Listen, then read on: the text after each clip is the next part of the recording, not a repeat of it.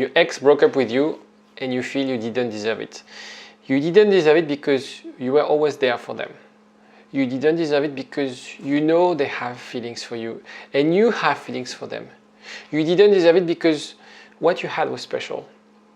And right now you feel shocked, you feel depressed, angry because they took this away. And perhaps also the idea that it came out of nowhere. And in this video, I'm going to explain what you should be doing right now. If you really want to process this pain, if you really want to move forward, because very often a breakup can feel unfair.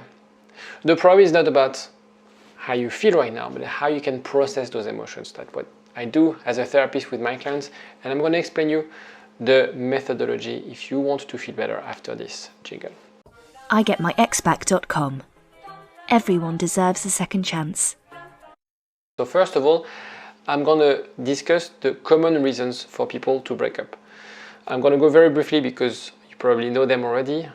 First one is incompatibility, is when you feel that you're not meant to be together. Usually these realizations come very quickly after the start of the relationship. Second one is personal issues. For instance, if your partner he's depressed, he's going through depression, or he's having a hard time dealing with unresolved issues, that could affect the relationship. Third one is the change of feelings. When you feel that you've been together for 20 years, but now you're flatmates, and you don't have any more feelings because over time, gradually, you grow at being not connected emotionally with that person. Fourth one is a fear of commitment. If you're dating someone who has an avoidant attachment style and you want to commit with this person and they pull back, they said, that's not for me, I don't want a relationship. And the last one is external influences. Life crisis, for instance, when people change jobs, when their parents get ill, when they, for instance, sold their companies, when they get retired, when the kids are leaving the house. It's really about how we can readapt to this new life. And sometimes people have this idea that this new life, I don't see my partner being part of this new life and I need to end this relationship. So the reason I'm making this slide is like, it doesn't really matter in a way, the reason. Of course you want to know why. The reason or the pain here, and that's the thing we need to cover here, is how could this person do this to me, right? How could this person, we had something, we had sex the week before, we went on a romantic trip 1 month before. How could this person change his or her mind this way? Out of nowhere. And this is the problem, and this is what I want you to assess, and I want to help you on this, is how can we recover from this shock? We think we know someone, and we feel like there's a double language. We feel, in a way, being manipulated. We feel that, were he thinking about breaking up with me when we were on this romantic trip? Did she think about breaking up with me when we were at my parents' for Thanksgiving? And this is what is really hard to process. And this is why you feel, there's something that I missed. There's something that I missed, or this person has been lying to me forever. And so we start to create another reality that doesn't help us from healing, that doesn't help us from really reflecting on this. Let's analyze, first of all, the deserving thing. And I'm going to take a very simplistic example. Perhaps you would relate, perhaps you won't relate, but it's a very simplistic example for you to understand this. I take the example of a loving, caring wife who's doing the work at home, taking care of the kids, having a job, really investing in the relationship, really investing in the household. I did my part. So there's an element of conditionality. I did my part. I do the kids' homework. I'm going to work. I'm taking care of the chores. I'm taking care of the house. I'm taking care of the planning. I do everything in this house. The problem is that in this dynamic, when we do things like this, there's an element of control. And there's also an element of things that are not said. And so your partner might feel reluctant or scared to speak up, or feels that if he's trying to do something, he would get blamed, etc. The problem is when you have things that are unsaid, you can end up roommates, as I described in the beginning, one of the reasons for people to break up. You do your own things, I do mine. And you end up in this dynamic where the wife feels like she does 80% of the job and the husband 20% of the job. Which is very surprising in those cases. Sometimes it's the husband who would leave the relationship and you would feel like that's unfair. I've done 80% of the job. I'm overdoing it. He's underdoing it and he's the one leaving me. This is unfair. I don't deserve this. And so it's the element of unsaid things, the element of how you guys grew up apart. And the problem is that it's a very slow process. It's a very unconscious process. So you gradually grow apart, and when there's a spark, when there's someone, when there's a life event, that explodes. Now, when we have to deal with this shock, I just want to briefly cover this chimp brain, the emotional brain, the primitive reaction. So when we react with our chimp brain to break up, that's the element of unfairness. So read the book Chimp Paradox, a very, very interesting book, and he describes how unfairness is very much an unfairness thing. There's a very, very funny experiment of chimps where they give them different treats, and the one who receives, I think, cucumber instead of candies, he throws the cucumber to the researcher. And so that's how we react emotionally when we feel I'm treated unfairly. I've done 80%, he's done 20%, he breaks up with me, this is unfair, and I react emotionally. And so again, the chimp brain will process emotion, anger, hurt very rapidly. And we would skew the breakup, being, again, because it's a breakup, because it's rejection, again, extremely negative way.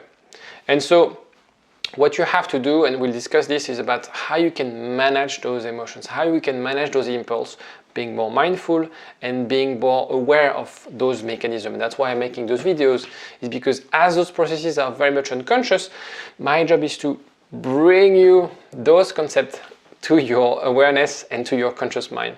And so emotional healing is the key for you to heal right now, and I will explain a little bit later in the video. First of all, let's cover, I think, the first element, if you want to heal, if you want to feel better, is to understand that self-blame is unproductive. This should have, could have mindset is actually what prevents you from healing, from moving forward. There's a temptation to feel like, I was so stupid to care. I was so stupid to be there. I was so stupid to invest in this relationship. You have to understand that love is not always a proportion of the emotional investment. Yes, you need emotional investment in the relationship, but it's also about being smart in how you invest. Whether you are forcing something based on your belief system, based on, for example, your love languages, you force things. I want to have quality time with you, and I would force you to have quality time with you, even though your partner is not really into quality time, rather than collaboration. And this is the very important part here. It takes two. So if I go back to my love language, your partner needs to know and needs to accept that your love language is quality time, and he or she needs to invest their time, their emotional energy in spending time with you, right? And shouldn't always be complaining, we spend too much time together and you don't offer me gifts, or you don't help me in the house, for example, because that's my love language. It needs to be a collaboration. And so again, we need to shift from the 80-20 or 50-50 to something where we are a team and we don't hold the score, right? Scoring system between people, and it's very hard to do. Again, the chimp brain will always keep a tab on what we do. I've done the dishes, so I expect you to do this next time. I've took care of the kids. I took care of this, I fixed the roof, I do this and I do that. And so very often we become conditional with our love. But also what you have to remember is this effect of should have, could have. Understand that your ex is responsible. He should have, could have speak up. could have discussed things. That's not also your responsibility. You adults, I assume you dated someone who's an adult who had the opportunity to speak up, who had the opportunity to be proactive, to say things he or she didn't like. But they decided to keep it to themselves. And that's unfair, but that's not your responsibility. That's very important to understand. So what about now? The job now is to navigate those emotions, because that will lead to personal growth and emotional maturity. So moving from chimp, I need to fight, I'm angry, it's unfair, to a more mature. When I say more mature, to use the other part of your brain. Also, an element of acceptance. The last stage of grief is acceptance. Accepting the situation for what it is. Of course, you're going to have a lot of questions. There's a lot of things that are unanswered, but that's not the point. The point is to look at the situation as it is. What are the things that you can change? What are the things that you need to accept in order to move forward? And also, very important is once you've accepted, once you are ready to move forward, having a plan. Not a plan on how to get back with your ex. It's a plan of what are you doing for yourself. The same element of investment in a relationship with your family, with your kids. What are you doing about you? You are the most important person in your life. You should take care of yourself as such. So self-care is social. Could be about friends, seeing a therapist, having people around you who would support you. Material is about the things that you could do to make you feel better. Could be things like massage, could be things like learning a new hobby, going to yoga classes. What are you doing physically to make you feel better? And there's a huge list: walking, running, sport, etc., for you to make yourself better. And that will also help you deal with this emotional regulation. You will overcome this. You will overcome this. Right now you don't feel like it, and it's very, again, our chimp brain will always think the pain that I'm suffering right now will be like this forever. I'm going to be stuck in this grief. I'm going to be stuck feeling angry with my partner because of the pain. You will overcome this. Everybody does. Therapy can help to accelerate the grieving process, help to structure this healing process, but you have to understand that it takes time. So if you call me and expect me in one session to help you grieve and move forward, you'll be disappointed. And I will be very clear if we have a discussion about that it takes a bit of time. It shouldn't take years, it should take months, but it shouldn't be a one-off. It doesn't work like this because you have years of things that you need to process, years of things for you to bring to your awareness. It won't be a linear path. Even my clients, even though I'm trying to do my best, I'm doing my best with them, it's always like this. You have ups and downs. The point is how you can see the big pictures and see your progress. But it's the only path, okay? It's the only path and you have to do, there's no shortcuts, there's nothing else that you can do right now. Of course, nobody deserves this. Nobody deserves to be treated like this, to be the one where you feel you've done your part and that person didn't do their part of the deal. One thing that I like to say, it's not unpopular, but I don't mind you being angry because that could provide energy and fuel for you to move forward. I don't mind that you hate your ex. I don't need you to be their friends or to be amicable with them. If that helps you to finally move forward, design a life that works for you based on your belief system on what matters. Of course, it's an awful experience, but as any awful experience that we all go through, there are things you can learn.